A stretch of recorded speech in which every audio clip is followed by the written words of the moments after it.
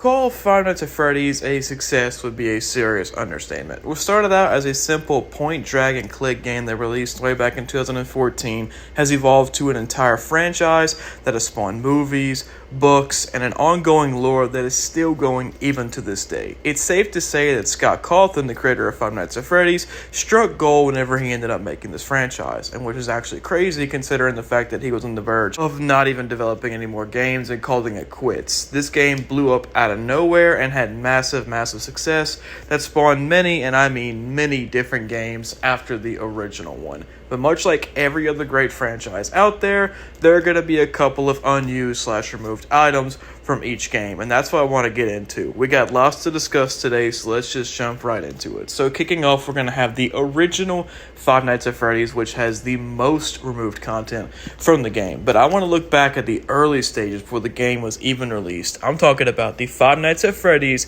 canceled Kickstarter. If you remember very clearly, back in June of 2014, 2 months before the game's release date, Scott Cawthon opened up a Kickstarter to try to promote his new game. What shocked a lot of people, though, was the fact that the Kickstarter was canceled 2 days after it was made. And it doesn't sound there's too much to add from this Kickstarter, but if you look at a little bit deeper in here, there's actually some unused/removed content from the game. First of all, underneath the canceled, it says, "Can you survive the night shift watching over Freddy Bear and his friends?" This shows that Scott Cawthon initially was not going to call Freddy, he was going to call him Freddy Bear, which I guess kind of changes over the name for Five Nights at Freddy's. I find it a little odd of a name, but ultimately it was removed. This was uploaded back in June of 2014, so I'm not even sure if the game was fully developed yet or if it was just still an idea at the time. But we look even more into the Kickstarter. There were some tiers and perks you can get for donating. At $10, you can get a wallpaper pack featuring 5 wallpapers from the game for your desktop background, $25 an early release copy of the game plus the wallpaper pack, and for $50 you'll be one of my beta testers and will receive new versions of the game on a weekly basis. Now, this is actually really important in terms of removed content because this wallpaper pack was never released. According to this, there was 5 different wallpapers that you could use for your desktop background, and not one of them has seen the light of day, and nobody ended up donating to this Kickstarter, so nobody got anything from the wallpaper pack. So those wallpapers are pretty much gone, and Scott Cawthon is the only one that really knows anything to do with those wallpapers or what they were going to look like. And finally, the $50 tier, you'll be one of my beta testers. Like I touched in an earlier video, the beta for Five Nights at Freddy's was never released, but clearly there was a beta made for the game, and it was going to be playable if you would have donated to his Kickstarter. Like I said, this was canceled just 2 days after it was created. Five Nights at Freddy's wasn't even known yet at the time, so it doesn't shock me that nobody ended up donating to here or that nobody has any of the beta nor the wallpaper packs on here. So yeah, removed from this part was the Freddy Bear, the wallpapers, and the beta. The same day that Scott Cawthon uploaded his Kickstarter, he also uploaded the Five Nights at Freddy's trailer to YouTube, and there's a little bit of removed content from here as well. The first thing I want to look at is this shot right here. This is shown in the trailer, but was never shown in the game. People say that they believe that they ended up seeing this in the final game whenever they ended up playing it, but that is listed to be believed as the Mandela effect. As to the image actually existing in the game, it doesn't. The only thing that exists is the shot from the trailer and this still shot that was released earlier on. Now, Scott Cawthon claims that it is not in the game, but some people claim that it is in the game. Me personally, I have never seen this shot in the game, which kind of shocks me, but there's also a perfectly still image of this, which makes me believe that it could have been in the game, but at the same time it also may have just been made for one of the promos. As you can see, it is in the original trailer, so it looks like it was kind of just a little promo for Scott Cawthon to push out there. It was never actually put in the game. The next piece of removed content is still in this trailer and is actually Bonnie running down the hallways. As we know, in the final game, it is Foxy the one that is running down the hallways, but in the original trailer, it was going to be Bonnie running down there. Now, why this was switched is not very clear, but a lot of people assume that the reason why they did this is to keep Bonnie a little bit scarier by keeping him in the shadows compared to Foxy, which ultimately gave him the ability to run down the hallway. My theory is that because Bonnie is the one that moves all around the pizzeria, and Foxy pretty much much just stays in his curtain. So there'd be no way for Foxy to get into your room unless he was actually moving, which ultimately gave him the running thing. Now, this is just my own theory. This has not been confirmed by anybody, but this was clearly shown that earlier on it looked like Bonnie was going to be the one running down the hallway. And next up, we have Bonnie taking off his mask and showing his endoskeleton. This was never put in the game. Maybe this was potentially a death screen, maybe? None of this is confirmed. This is just pretty much just me theorizing this.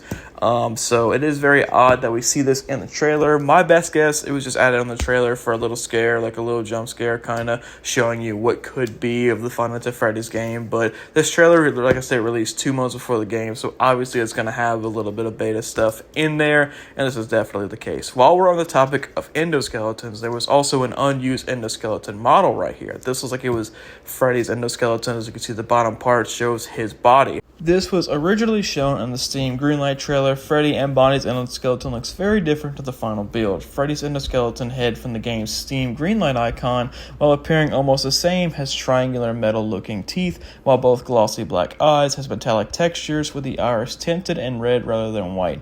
The endoskeleton also included rectangular nostrils, but these are essentially absent in the game's final cut. Bonnie's endoskeleton head seen in the trailer almost looks exactly the same to the final endoskeleton. Now, there is no images or footage of this, but there was actually a scrapped animatronic that was in production during the first game. During production, when brainstorming for the fourth character, Scott initially came up with a beaver animatronic, but due to bearing too much reminiscent to Mr. Chipper from Chipper and Sons Lumber Co., the beaver animatronic ended up being replaced by Foxy. And if you're familiar with Scott Cawthon's older games, this will give you a pretty good idea of what the beaver animatronic maybe would have looked like. Obviously, there was no cut, no images or nothing showing the actual beaver animatronic. It was just mentioned by Scott Cawthon that early in development there was going to be a beaver one in here. On July 13th, a month after he released the trailer, Scott Cawthon uploaded Five Nights at Freddy's gameplay to his YouTube channel. The video is only 2 minutes and pretty much just takes you through the day in the life of a night guard at Freddy Fazbear's Pizza. Whenever he clicks on continue, though, a very noticeable thing pops up. As you can see, when he clicks on night 5, you see a little icon that looks like a character and a 1 on the side of it. Now, this is the unused lives feature. Now, there's not much known about this feature, whether you would have respawned from where you died or if you would have just gone back to the beginning. It is also theorized that maybe whenever you originally died, if you didn't have any lives left, you might have to start all the way over from the beginning, but this is never confirmed by anybody. In the end, we don't know exactly what these lives meant, but there's also a possibility that wherever you died, you can use one of the lives and just bounce back to like 3 a.m. or 2 a.m. whenever you died. Even whenever looking deeper into the game's files, you can see right here a little token that says lives right here on it, just to confirm everybody's suspicion as to what this little character was. Again, this was never confirmed of what exactly this was going to be. All we know is that it was removed from the game. Originally, the monitor map would have light up arrows that would indicate where some of the animatronics were. The monitor's early design shows different buttons for the camera. The camera icons were small circles with cones pointing in the direction they were facing. These cones may have indicated the camera's field of vision. They would turn green and become slightly larger when selected. Also, some cameras were placed in slightly different location. The backstage's camera was originally beside/behind the door,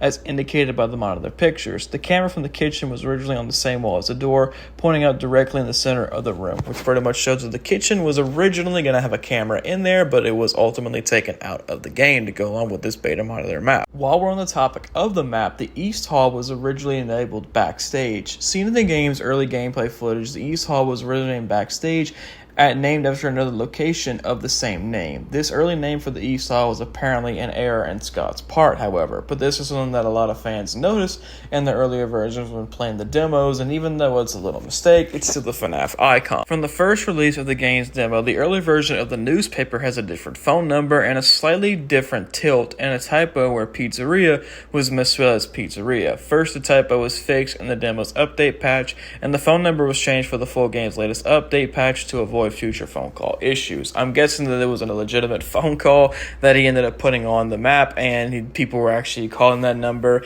and to avoid any controversy or any problems with that person, he ended up changing it, as well with a couple of other typos. Finally, we see right here from the game's Steam page, right here, these images show that originally it looked like there was not going to be any nights listed underneath your clock. So whenever you would tell it's 2 a.m., 4 a.m., you wouldn't know what night you were on. Now, this is nothing confirming this. This is just original images that were downloaded off of the Steam's website. Some leftovers from the demo exist in the full version's files. Right here, you can see, thanks for playing the demo. Get the full version for the complete 5-day experience, plus 2 unlockable modes of gameplay. Freddy and his friends are waiting, and you can also see a little icon that says demo. This is deep within the game's files, and originally whenever you play the demo, this would happen at the end of it, but for some reason it was removed, despite still being a part of the game's files. And lastly, for the original version, I'm going to look at the mobile version of the game. And the earlier versions of the mobile port, upon starting the game, the pre-menu screen would show an image of Freddy's game cover render. It was completely removed when Click Team LLC released a remastered update patch version of the game. To go along with it, there was also a mobile hall light sound. There was a unique clicking sound for the older version of the mobile game used when activated on the hall lights. When the remastered update patch was launched, however, the audio was changed just like it was in the original PC version. This is what it sounded like. I remember thoroughly playing this whenever I was younger because I didn't have a computer at the time, and I remember I was very young when the original game came out, so I bought it on my iPad, and this is the exact sound that it was making, so that's actually really cool. But that's going to wrap it up for the original Five Nights at Freddy's game for unused content.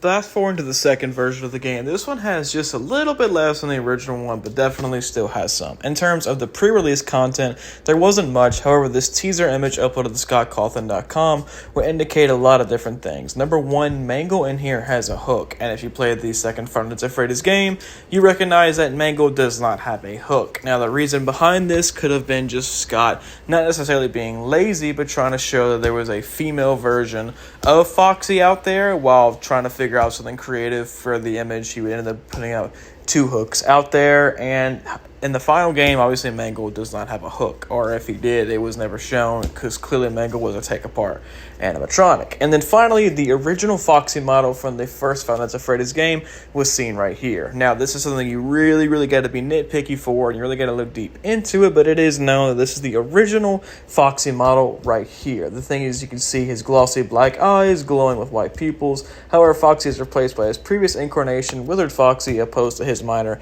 minigame appearances. And finally, for the pre-release content, the flashlight text in the original trailer for the game was missing. Originally shown, flashlight above the battery would be shown, but this one was not in the original trailer. Not that this is anything really important, but just thought I'd go ahead and put that out there. The things that carry over from the other game, though, are the lives sprite, which for some reason are in the second game, even though there was no indication whatsoever of lives. Maybe it's something Scott Cawthon tried to redeem or try to come back to life with, but didn't end up doing it. And the demo leftovers are also in here with a demo ext, and this one the demo for this one says, thanks for playing the demo, you should get the full version, things get a lot worse. And finally, also the pre-updated newspaper had a different phone number on there with a couple other spelling missing corrections, so Scott Cawthon ended up removing that because he didn't want anybody being harassed by these constant phone calls. So on in-game content that you see right here, there are actually a couple of different character models that were removed from the game that you didn't end up seeing. First of all, being Toy Chica in the office. Texture of Toy Chica from the game files staring at the player with glossy black eyes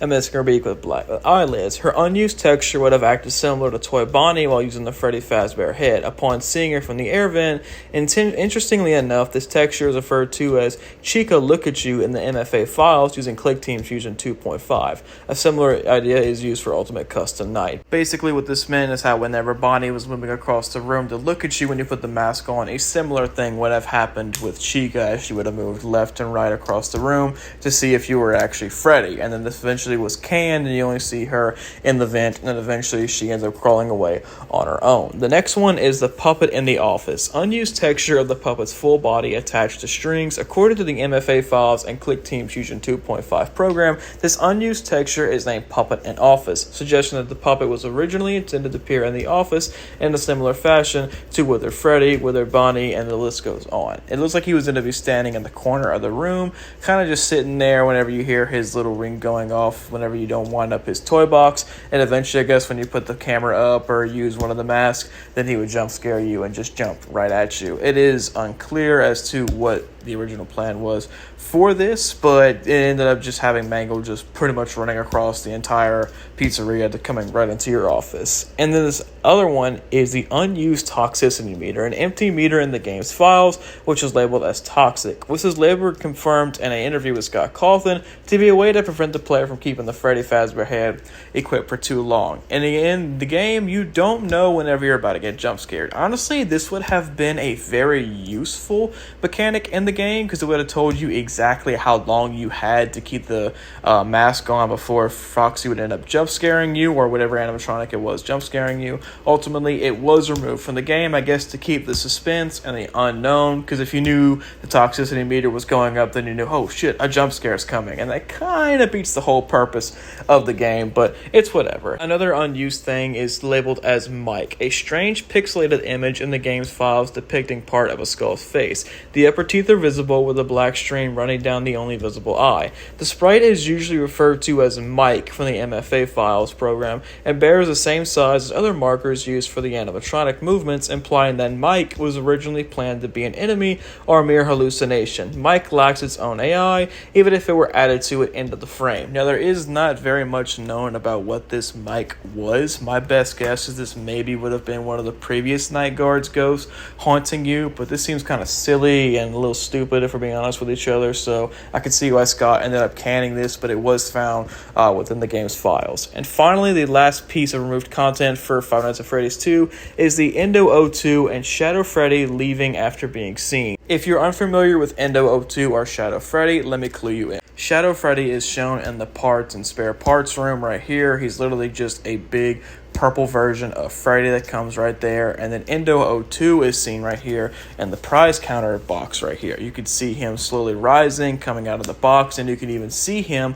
in the air vents. Purple Freddy you cannot end up seeing, but Endo was originally supposed to go into your office and originally had some movement sounds that were for some reason cut from the game. This is what they sounded.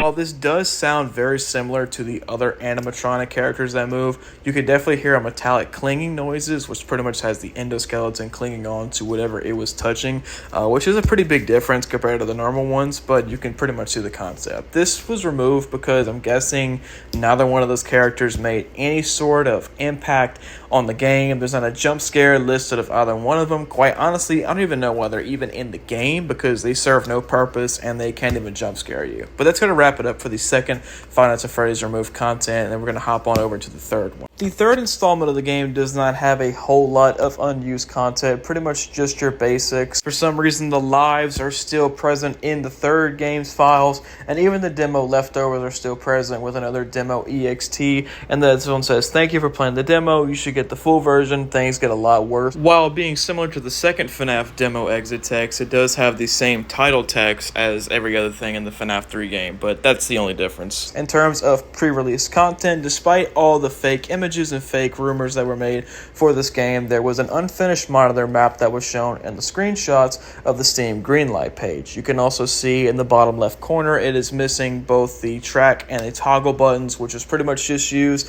to make a cleaner screenshot on here, but you can see this is a incomplete little map right here, and it is also noting that the night counter and time was completely not present in the Steam screenshot. Also, much like the first game, the mobile port of the game had a picture of Springtrap in the pre-menu screen that would show him with his mouth hung open while staring down, and the image was ultimately removed after the full remaster update was released. In terms of the in-game stuff, the only thing that was removed was these different puppet leftovers from the second game. The sprites can be found in the Trolls game files, which is pretty much just images from the original game. The seal vent text was removed. There's an unused piece that says seal vent, which should have been sand for a button that was likely going to be used to seal the vents. In the final game, it was replaced by double-clicking on the vent camera. My best guess is this was implicated very early on in game's development to, avoid any kind of questions as to what this was used for or how to actually seal up the vents, because if I do remember correctly, Markiplier had a little bit of a hard time originally showing how to seal the vents, but he eventually found out. There was a table from the Save Them minigame that was removed right here. It's probably just a little left over, nothing major, but it was shown here in the unused stuff. And there was a 7th Night text. There was a text texture from the game scrapped 7th Night. In the end, we only have 6 nights in the game, as 7th Night is typically custom night, but for some reason the 3rd game did not have a custom night in here. And finally, there was an alternate green text that was going to be shown before each night right here. As you can see, whenever it would show 12 a.m. second night, there would be green text. I'd imagine this is going to be used for all 6 nights, but for some reason it was removed and we're known for its normal white text. That's going to be it for the 3rd Five Nights at Freddy's. Let's hop on over to the 4th one. This one actually has a little bit more content than what the 3rd one did. In terms of the pre-release content, we have some of the demo leftovers, which look actually very different from previous ones. Right here, we can see the demo icon right here is actually red and a little bit nightmarish.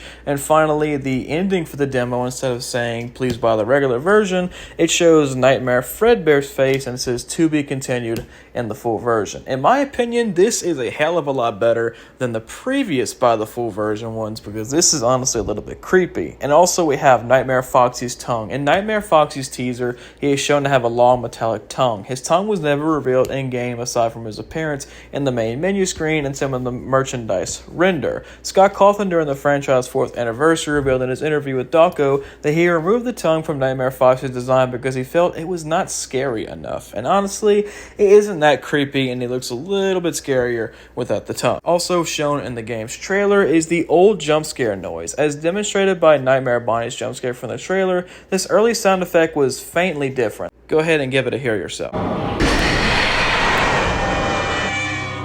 The first part uses a different sound sample, which was louder and almost animal-like. However, the other half still issues the edited version of the first game's X-Scream audio sample, like in the final game itself. You can tell there are most notable differences, as in the game it sounds more like a child screaming, and in the trailer it sounds more like an animal was screaming. And finally, for the pre-release content, the Hanging Nightmare Mangle. In its teaser of the Halloween update for Five Nights at Freddy's 4, Nightmare Mangle is shown to be capable of hanging from the ceiling, similar to its original counterpart. It also sports many wires hanging off its body like the original Mangle. However, neither of these are shown in the game. Mangle does not hang from the ceiling like he did in the second Five Nights at Freddy's. Rather, it's just a jump scare, which honestly I think is better for the game, because imagine if you're playing the 4th one and you just see Mangle just hanging from the ceiling right there. Honestly, Mangle is one of the weaker characters in the Five Nights at Freddy's franchise, and in the second one, his jump scare obviously is a little bit scary, but compared to the suspense that is created in the 4th game, him hanging from the ceiling kind of just gives it away, and that really does suck in terms of scaring the hell out of you, so I'm glad that it was removed from the game. Also, much like the 3rd and the 1st one, the mobile screen ended up getting removed from the top part of the game.